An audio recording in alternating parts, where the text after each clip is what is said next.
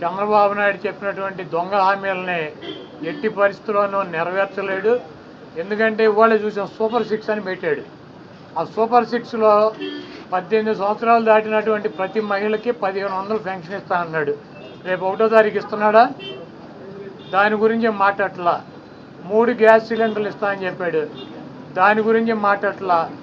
బస్సుల గురించి మాట్లాడట్లా. అదేవిధంగా బీసీ కానీ, ఎస్సీ కానీ, ఎస్టీ కానీ వర్గాలకి 50 సంవత్సరాలు దాటిన వాళ్ళకి పెన్షన్ ఇస్తానని చెప్పాడు సూపర్ 6లో. దాని గురించి మాట్లాడట్లా. అది ఎప్పుడు ఇస్తాడో చెప్పట్లా.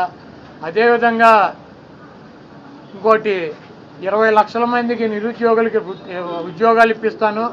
ఉద్యోగాలు కనుక ఇప్పించలేకపోతే ఈ లోపు 3000 రూపాయలు నిరుద్యోగ వృత్తి కూడా ఇస్తానని చెప్పి సూపర్ 6లో పెట్టాడు.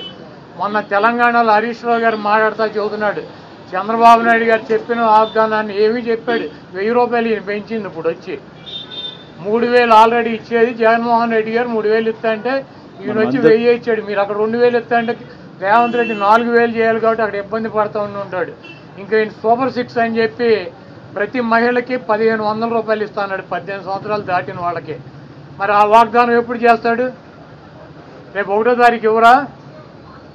కాబట్టి తెలుగుదేశం పార్టీ ఆయన ఇచ్చినటువంటి వాగ్దానాలను, చంద్రబాబు నాయుడు చేసినటువంటి వాగ్దానాలని పక్కదారి పట్టించడానికి ఊరికినే మొన్నేమో పోలవరం వెళ్ళి వచ్చాడు సోమవారం, మళ్ళీ గురువారం ఏమో అమరావతి వెళ్ళి వచ్చి అక్కడ అన్నీ తిరిగి ఈయన కాలక్షేపం కబుర్లు, కాలక్షేపం మాటలు, ఊరికినే ఆయన వెళ్ళి అటు ఇటు తిరిగి రావటం తప్పించి ఎప్పుడు నువ్వు సూపర్ 6 అమలు చేస్తున్నావో స్పష్టంగా చెప్పాలని చెప్పి మేము డిమాండ్ చేస్తున్నాం. ఇది ప్రజాస్వామ్య దేశం. ఎవరిని టార్గెట్ చేసుకున్నప్పుడు నేను పోయినంత మాత్రాన నన్ను టార్గెట్ చేస్తే వైఎస్ఆర్ కాంగ్రెస్ పార్టీ ఏం ఆగదు. జగన్మోహన్ రెడ్డి గారు ఇంటికి కూడా వీళ్ళు ఏం పీకలేరు. నన్ను కాదు, జగన్మోహన్ రెడ్డి గారినే టార్గెట్ చేస్తారు. ఇక్కడ మీరున్న సెక్యూరిటీ అంతా తీసేసి, గన్మెన్లను తీసేసి, ఇంకా 15 రోజులు ఎలక్షన్ జరగలేదు, కమిటీ సిఫార్సులు రాలేదు, ఇక్కడ మొత్తం అంతా కూడా సెక్యూరిటీ తీసేశారు కదా. తీసేసి ఎల్లో మీడియా కెమెరాలు పట్టుకొచ్చి జగన్మోహన్ రెడ్డి గారి ఇంట్లోకి ఎట్టేళ్ళాలి, గోడదు గెట్టెళ్ళాలి, ఇవన్నీ కూడా వాళ్ళే చూపిస్తున్నారు. కాబట్టి ఇక్కడ టార్గెట్ ఎవరు దొరికితే ఆ టార్గెట్. ఇటువంటి వాటికి భయపడే ప్రసక్తి లేదు.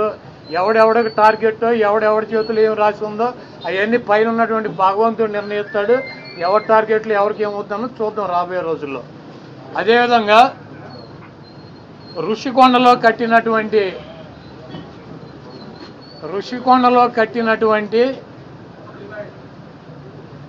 పర్యాటక కేంద్రంలో కట్టినటువంటి భవనాలనే ఈ సిగ్గు ఎగ్గు లేనటువంటి తెలుగుదేశం పార్టీ, ఈ సిగ్గు ఎగ్గు లేనటువంటి ఎల్లో మీడియా అది జగన్మోహన్ రెడ్డి గారి నివాసం అని చెప్పి చూపిస్తున్నారు 3 రోజుల నుంచి.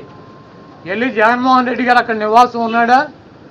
జగన్మోహన్ రెడ్డి గారు 2014 నుంచి 19 దాకా ప్రతిపక్ష నాయకుడిగా ఉన్నాడు. ఆయన కార్యాలయం లోటస్ పాండ్, ఇల్లు లోటస్ పాండ్. ఆయన లోటస్ పాండ్ హైదరాబాద్ నుంచే ప్రతిపక్ష నాయకుడికి ఉన్న 5 సంవత్సరాలు నడిపాడు. ముఖ్యమంత్రి అయిన తర్వాత 5 సంవత్సరాలు ఈ తాడేపల్లిలో ఉన్నటువంటి ఇల్లు, క్యాంప్ ఆఫీస్ ఇక్కడి నుంచే నడిపాడు ఆయన కార్యాలయాన్ని కానీ ఇంటిని కానీ.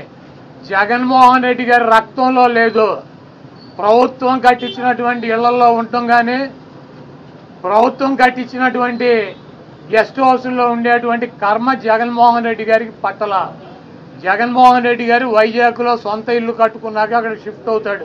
అంతేగాని టూరిజం ప్లేస్లో కట్టినటువంటి ఆ హౌస్లో జగన్మోహన్ రెడ్డి గారు వెళ్తాడని చెప్పి ఎవడు చెప్పాడు వీళ్ళకి, వెధవులకే? అది జగన్మోహన్ రెడ్డి గారి కోసం కట్టించుకున్నటువంటి ఇల్లు అని చెప్పి రకరకాలైనటువంటి కథనాలు రాస్తున్నారు. అది ఒక అంతర్జాతీయ రాజధానిగా తీర్చిదిద్దాలన్నదే వైఎస్ఆర్ కాంగ్రెస్ పార్టీ లక్ష్యం. దాన్ని రాజధాని చేయాలన్నదే ఆ రోజు నిర్ణయించుకున్నాం. కాబట్టి అక్కడ ఇంటర్నేషనల్ సెమినార్లు జరుగుతున్నాయి. అనేక మంది ఇంటర్నేషనల్ సంబంధించినటువంటి దేశ విదేశాల నుంచి అనేక మంది పారిశ్రామికవేత్తలు వస్తున్నారు. కనీసం వాళ్ళకి సౌకర్యం ఉండటానికి అవకాశం లేనటువంటి పరిస్థితి ఉంది. కాబట్టి ఉత్తరాంధ్రలో ఉద్దానంలో దాదాపు 700 కోట్ల రూపాయలు పెట్టి హాస్పిటల్ కట్టించారు కిడ్నీ పేషెంట్ల కోసం అని చెప్పి. అదేవిధంగా విజయనగరం కావచ్చు, లేదా పార్వతీపురం కావచ్చు, ఉత్తరాంధ్రలోనే 650 కోట్ల రూపాయలు పెట్టి ఒక్కొక్క మెడికల్ కాలేజీ కట్టించారు. అదేవిధంగా టూరిజం ప్లేస్లో అంతర్జాతీయ సంస్థలు కానీ వ్యక్తులు కానీ వచ్చినప్పుడు అక్కడ ఒక విధి ఉండాలని చెప్పి ఒక మంచి భవనాన్ని నిర్మిస్తే 7 బిల్డింగులు అయ్యి, ఒక బిల్డింగ్ కాదు 7 బిల్డింగుల్లో జగన్మోహన్ రెడ్డి గారు ఉండరు. 7 బిల్డింగులు కట్టారు. ఆ 7 బిల్డింగుల్లో 7 బ్లాకుల్ని చూపించేది జగన్మోహన్ రెడ్డి గారు 450 కోట్ల రూపాయలు పెట్టి ఇల్లు కట్టుకున్నారని చెప్పి ఈ దుర్మార్గమైనటువంటి ప్రచారం చేస్తున్నారు.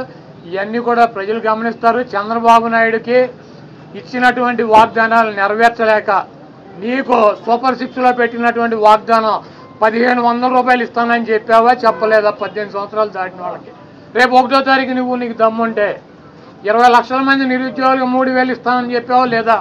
దాని గురించి చెప్పండి. నువ్వు దొంగ వాగ్దానాలు చేసి అధికారంలోకి వచ్చావు. నువ్వు దాని గురించి మాట్లాడండి. ముందు మీరు ఈ వాగ్దానాలను డైవర్ట్ చేయాలని చెప్పి ఒకటి తీసుకెళ్ళి 4 కెమెరాలు బాత్రూములు లెట్రిన్లు టబ్బుల్లో పెట్టి 30 లక్షలు పెట్టి బాత్రూమ్ కట్టాడు. జగన్మోహన్ రెడ్డి గారు ఇల్లు అది. జగన్మోహన్ రెడ్డి గారు ఎప్పుడన్నా ప్రభుత్వ కార్యాలయాలు ఉన్నాడా? జగన్మోహన్ రెడ్డి గారు ఎప్పుడన్నా ప్రభుత్వం గెస్ట్ హౌస్లో ఉన్నాడా? జగన్మోహన్ రెడ్డి గారు ఇల్లు కట్టించుకుని వెళ్తాడు వైజాగ్. నీకు మళ్ళీ ఎవడో కొంపలో దూరేటువంటి పరిస్థితి జగన్మోహన్ రెడ్డి గారికి ఉండదు. కాబట్టి జగన్మోహన్ రెడ్డి గారికి కట్టించినటువంటి ఇల్లు కాదు అది. అది టూరిజం సంస్థ ద్వారా టూరిజానికి సంబంధించి కట్టించినటువంటి 7 బ్లాకులు వాటిని కట్టారు. వాటికి 400 కోట్ల రూపాయలు ఖర్చు పెట్టి అంతర్జాతీయ సెమినార్లు పెట్టినప్పుడు రాష్ట్రపతితో ప్రధానమంత్రి ఈ రాష్ట్రానికి రాజధాని కాబట్టి అది విఐపీలు వచ్చినప్పుడు అక్కడ వసతి గృహాలు ఉండాలని చెప్పి వాటిని అంతర్జాతీయ స్థాయిలో నిర్మించారు తప్పించి అది జగన్మోహన్ రెడ్డి గారి కోసం కట్టినటువంటి ఇల్లు కాదు. ఫర్నిచర్కి సంబంధించి ఫర్నిచర్ అంతా ప్రభుత్వం ఫర్నిచర్ అంతా కూడా వాడుకుంటున్నారు. ఫర్నిచర్ దొంగ అంటూ కూడా టీడీపీ నేతలు కోడేశ్వర ప్రసాద్ గారు అసెంబ్లీలో ఉండాల్సినటువంటి ఫర్నిచర్ని తీసుకువెళ్ళి ఎక్కడేసాడు? ఆయన బైక్ షోరూమ్లో వేసుకున్నాడు. అసెంబ్లీలో ఉండాల్సినటువంటి ఫర్నిచర్ బైక్ షోరూమ్లో వేసుకుంటే వాడిని దొంగ అంటారు. సీఎం క్యాంపు కార్యాలయానికి ప్రభుత్వం వచ్చినటువంటి విజిటర్స్ కోసం ఒక కార్యాలయం సీఎం జగన్మోహన్ రెడ్డి గారి కార్యాలయం అయితే ఒక 10 మంది 20 మంది కూర్చుంటాకుంటుంది. ఒక ముఖ్యమంత్రి కార్యాలయం కాబట్టి అక్కడ అదనపు వసతులు కావాలని చెప్పి ప్రభుత్వం కల్పిస్తుంది. ముష్టి పట్టుకుపోతే పట్టుకుపోండి, లేకపోతే డబ్బు విలువ చెప్తే కడతామని ఫస్ట్ రోజు చెప్పాం. దీని గురించి ఏం రాద్దాం కావాలంటే పట్టుకుపోండి. తొక్కలో ఫర్నిచరు ఎంత? ముష్టి ఫర్నిచర్ ఎంత ఉంటుంది? కావాలంటే పట్టుకురండి. మేము షోరూమ్లో వేసుకున్నాం, తీసుకెళ్ళి మా సాక్షి ఆఫీసులో వేసామా? కాదు, మాకు క్యాంప్ ఆఫీసులో పెట్టినటువంటి ఫర్నిచర్ని తీసుకెళ్ళి సాక్షి ఆఫీసులో వేసుకున్నావా? దొంగ అంటే అసెంబ్లీలో ఉండాల్సినటువంటి ఫర్నిచర్ని తీసుకుని బైక్ షోరూమ్ నీ సొంత షోరూమ్లు వేసుకుంటే వాడిని దొంగ అంటారు. అంతేగాని క్యాంప్ ఆఫీసులో ఇచ్చినటువంటి ఫర్నిచర్ క్యాంప్ ఆఫీసులో ఉంటే దానికి కావాలంటే డబ్బు కడతాం, లేదంటే ఫర్నిచర్ తీసుకుపోమని చెప్పాం. దానికి దొంగ ఇవన్నీ పనికిరాని మాటలు. ఋషికొండ ఫర్నిచరు దాడులు, కొడాల నాని టార్గెట్, జగన్మోహన్ రెడ్డి టార్గెట్, ఇక్కడ పోలీసులు తీసాం. ఇవన్నీ సొల్లు పురాణం. మీ చేతనేం చేసుకోండి, నో ప్రాబ్లం. మీరు సూపర్ 6లో పెట్టినటువంటి వాగ్దానాలనే మీరు ఎప్పుడు అమలు చేస్తున్నారో చెప్పాలి. జగన్మోహన్ రెడ్డి గారు తరఫున మేము అడుగుతున్నాం. వైఎస్ఆర్ కాంగ్రెస్ పార్టీ తరఫున చంద్రబాబు నాయుడు అమలు చేసే బాధ్యత నాదని చెప్పి పవన్ కళ్యాణ్ గారు కూడా చెప్పాడు. కాబట్టి ఇవన్నీ సొల్లు పురాణాలు వద్దు. మీరు చేతనేం చేసుకోండి, నో ప్రాబ్లం. మీరు ఎవరిని చంపేయాలో చంపేయండి, ఎవరిని కొట్టాలని ఉన్నారు కొట్టండి, ఏం చేయాలని ఉన్నారు చేసుకోండి.